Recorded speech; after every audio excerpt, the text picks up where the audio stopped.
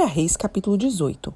Algum tempo depois, no 3º ano da seca, o Senhor disse a Elias: vá apresentar-se ao rei Acabe. Diga-lhe que enviarei chuva. Elias foi apresentar-se a Acabe. A fome era severa em Samaria. Acabe mandou chamar Obadias, o administrador do palácio. Obadias temia profundamente o Senhor. Certa vez, quando Jezabel havia tentado matar todos os profetas do Senhor, Obadias escondeu 100 deles em 2 cavernas. Colocou 50 em cada caverna e forneceu alimento e água para eles. Acabe disse a Obadias: precisamos ir a todas as fontes e vales na terra. Quem sabe encontraremos pasto suficiente para salvar pelo menos alguns de meus cavalos e mulas. Então, dividiram o território entre si. Acabe foi para um lado e Obadias para o outro. Enquanto Obadias caminhava, viu de repente Elias vindo em sua direção. Ao reconhecê-lo, Obadias curvou-se diante dele com o rosto no chão. É o Senhor mesmo, meu senhor Elias? Perguntou. Sim, sou eu, respondeu Elias. Agora vá e diga ao rei: Elias está aqui. Obadias, porém, protestou. Que mal lhe fiz, para que me envie para morrer nas mãos de Acabe?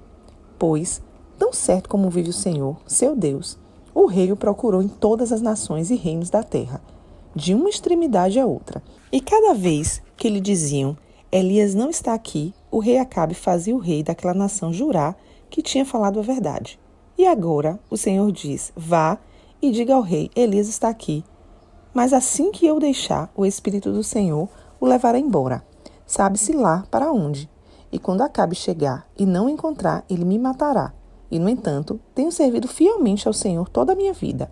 Ninguém lhe falou da ocasião em que Jezabel tentou matar os profetas do Senhor?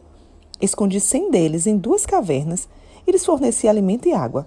E agora o Senhor diz: vai e diga ao rei: Elias está aqui. Se eu fizer isso, certamente Acabe me matará. Mas Elias disse: tão certo como vive o Senhor dos Exércitos, em cuja presença estou, hoje mesmo me apresentarei ao rei Acabe. Então Obadias foi dizer a Acabe que Elias tinha vindo, e Acabe saiu para encontrar-se com Elias. Quando Acabe o viu, disse: é você mesmo, perturbador de Israel? Não causei problema algum a Israel, respondeu Elias. O Senhor e sua família é que são os perturbadores, pois se recusaram a obedecer aos mandamentos do Senhor e, em vez disso, adoraram imagens de Baal. Agora, convoque todo Israel para encontrar-se comigo no Monte Carmelo, além dos 450 profetas de Baal e os 400 profetas de Azerá, que comem à mesa de Jezabel. Acabe convocou todo o povo de Israel e os profetas para se reunirem no Monte Carmelo. Elias se colocou diante do povo e disse: até quando ficaram oscilando de um lado para outro? Se o Senhor é Deus, sigam-no. Mas se Baal é Deus, então sigam Baal. O povo, contudo, ficou em silêncio. Então Elias lhes disse: sou o único que resta dos profetas do Senhor, mas Baal tem 450 profetas. Agora, tragam para cá 2 novilhos, que os profetas de Baal escolham um deles, cortem o animal em pedaços e o coloquem sobre a linha do altar, mas não ponham fogo na lenha. Eu prepararei o outro novilho e o colocarei sobre a linha do altar, mas não porei fogo na lenha. Então, invoquem o nome de seu Deus, e eu invocarei o nome do Senhor. O Deus que responder com fogo, esse é o Deus verdadeiro. E todo o povo concordou. Então Elias disse aos profetas de Baal: comecem vocês, pois são muitos. Escolham um dos novilhos, preparem-no e invoquem o nome do seu Deus, mas não ponham fogo na lenha. Eles prepararam um dos novilhos e o colocaram sobre o altar. Invocaram o nome de Baal desde a manhã até o meio-dia e gritavam: ó Baal, responde-nos! Mas não houve resposta alguma, e dançavam em volta do altar que haviam feito. Por volta do meio-dia, Elias começou a zombar deles. Vocês precisam gritar mais alto, dizia ele. Sem dúvida, ele é um Deus. Talvez esteja meditando ou ocupado em outro lugar. Ou talvez esteja viajando ou dormindo e precise ser acordado.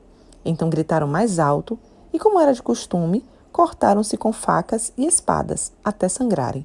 Agitaram-se em transe desde o meio-dia até a hora do sacrifício da tarde, mas não houve sequer um som, nem sequer uma reação alguma.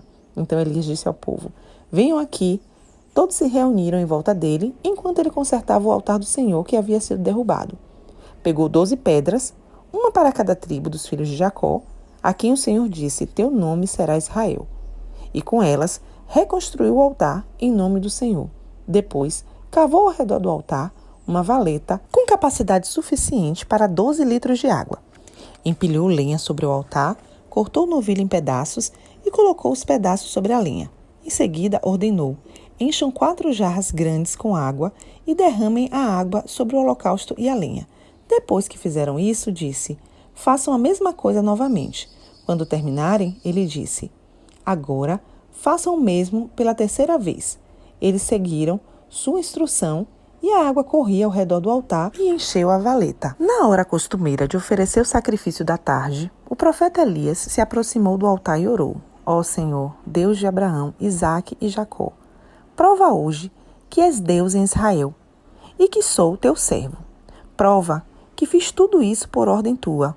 Ó Senhor, responde-me, que este povo saiba que tu, ó Senhor, és o verdadeiro Deus e estás buscando o povo de volta para ti. No mesmo instante, fogo do Senhor desceu do céu e queimou o novilho, a madeira, as pedras e o chão, e secou até a água da valeta. Quando o povo viu isso, todos se prostraram com o rosto no chão e gritaram: o Senhor é Deus, sim, o Senhor é Deus. Então Elias ordenou: prendam todos os profetas de Baal, não deixem nenhum escapar.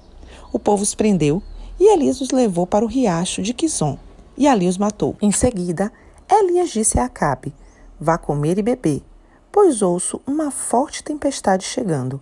Acabe foi comer e beber. Elias, porém, subiu ao topo do Monte Carmelo, prostrou-se até o chão com o rosto entre os joelhos e orou.